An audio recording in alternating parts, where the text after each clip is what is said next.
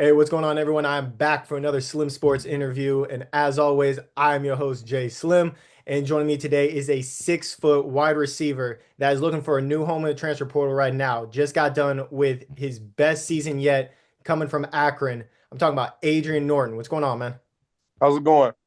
It's going great, man. Beyond happy to have you on. You had a phenomenal season this past year. I don't know what it is with my brand, but I have a lot of MAC players throughout that conference, whether it's Buffalo, Toledo, obviously you coming from Akron, Mhm. and watching your highlights. I watched that game that you had 2 touchdowns against Buffalo, and I knew I had to have you on right there and then, man. So congrats on your best season yet. And I'm going to talk a little bit about those accolades that you had in a segment that I like to call Rewind and Recap. Just going to talk real quick about your second year with the Zips football program, where you ended up setting career highs in receptions, receiving yards, touchdowns, just absolutely took a huge step up.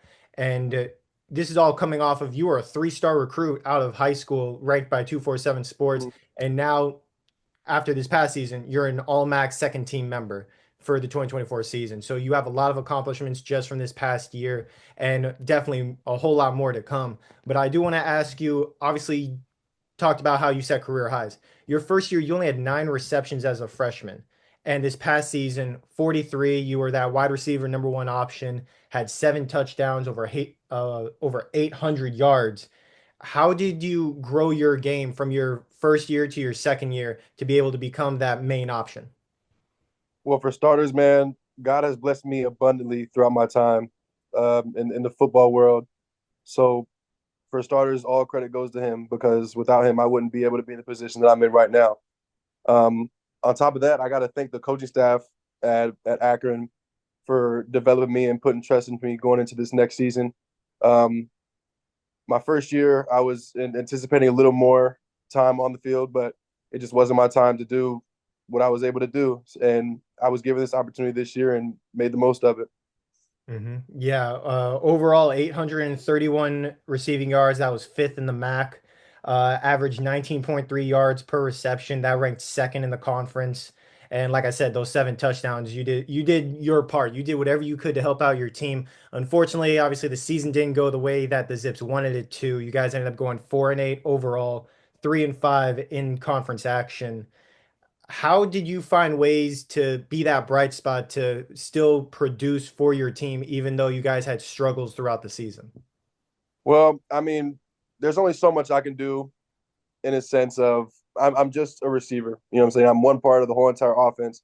If the line doesn't do their job as far as holding up protection and the quarterback doesn't do his job as far as delivering a good ball, then it wouldn't be the same. So without those guys being able to do their part, that's a huge reason why I was able to have as much success as I was this year. Yeah, they did a great job. And you had some big games this past season. 125 yards with a touchdown against Colgate, 98 yards, 2 touchdowns against Buffalo, and then 168 yards versus Western Michigan, Mm. where your quarterback was just able to find you left and right. And obviously, going from your freshman year to this year, some scouting reports may not have been as locked on to you as they probably should have been at the start of the season. But obviously, by the end, especially in MAC conference action, they knew the name Adrian Norton. They knew to look after you, put their best defenders on you as much as they could. As a receiver, how do you adapt to that when these guys start getting more film on you and they start scouting you a little bit more? How do you adapt on the field to still be able to put up those numbers? Well, the idea is to approach every game the exact same way. And there are definitely times where I'm not a factor in the offense because my job will be to simply take two people out of the play and open up some other spots in the passing game or help out in the run game, whether that's coming down, blocking safeties, chipping linebackers, whatever that may be. So whatever way that I'm able to help the team get closer to winning games, that's ultimately the goal.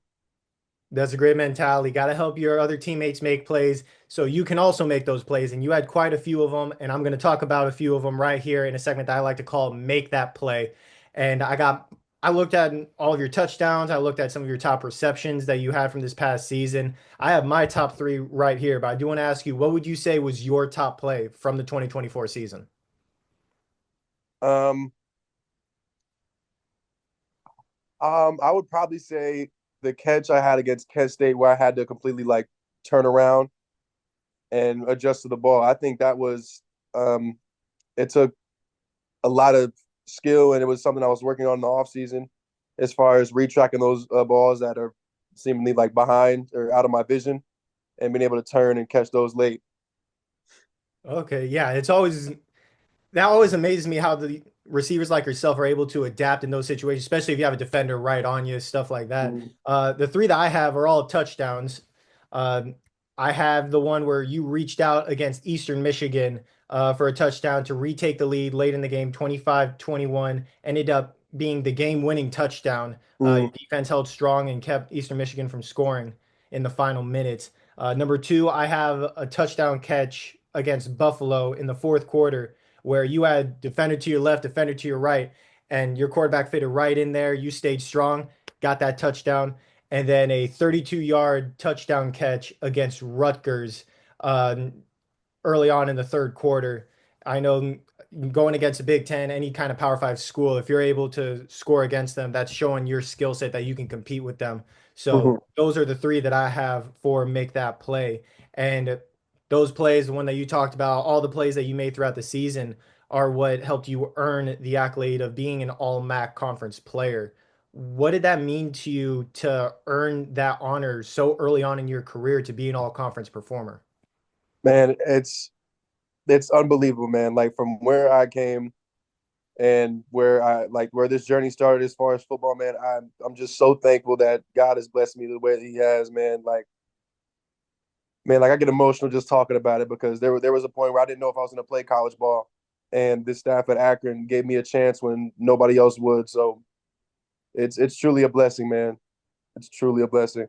Yeah, congrats on that, man. I know players work hard, and there's a lot of players. I'm sure a lot of your teammates go their whole career. They don't get any of those honors. And so you were able to do that in your second season. So that's Mm, obviously a big time blessing for you.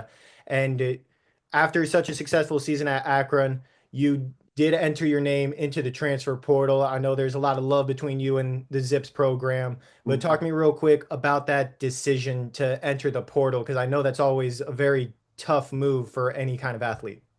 Yeah, for sure. Well, going into football, I'm sure a lot of athletes can relate to the idea of trying to support for family back home. You know what I'm saying? Anything that you can possibly do to help out your people back home. And Akron just lacks in that area as far as compensation, and the end goal is eventually I'd like to play in the league. Like any chance to play at the next level is would be awesome. And um just a different just a different scene, and a different group of guys to help grow my game and just get better in any way imaginable. That's awesome, man. That's awesome that you're a family first type of guy. Make sure you're taking care of them. And NFL, you talk about, making it to the NFL. When, not if, but when you do, we're gonna see an Adrian Norton jersey up behind me. I got a whole For sure. collection of autographed jerseys. Definitely gonna have to get one of those. But obviously, you got schools hitting you up already. I saw South Florida offered you, so congrats on that. I'm sure a lot of Thank other you. schools are hitting you up, and no doubt you're gonna take your talents to somewhere where you can truly succeed. What are you looking for from your next destination, where you want to go? What are the key attributes of what you want? So outside of money, because that's what it is. Like it is what it is when it comes to that kind of stuff. But preferably, I'd like to play a pivotal role in an offense that's competing for conference championships. So I haven't really won anything significant since my first couple years of playing football. So I haven't been around a true winning culture that does everything that they're supposed to do in order to win games, compete for championships, bowl games, things like that. So that's definitely something important. On top of that, um, being around guys that are, what I'm saying, very God oriented, what I'm saying, have a relationship with Jesus Christ. And those kind of people that you build lifelong relationships with are some of the most important things that you can have in this kind of sport, what I'm saying, where it's like on the field, it's eat or be eaten. You know what I'm saying? It's tough out there.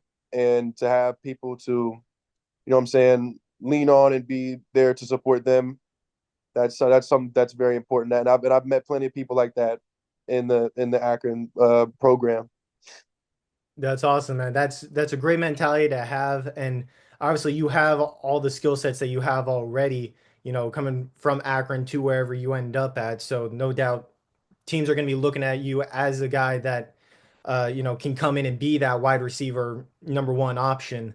How would you say you're still trying to improve your game though, to where you can take not just kind of the role that you had at Akron, but even more of a role to where you can have a 1,000 yard season, 10 or more touchdowns, and make it to a bowl game, or maybe you end up high major, make it to the national playoffs.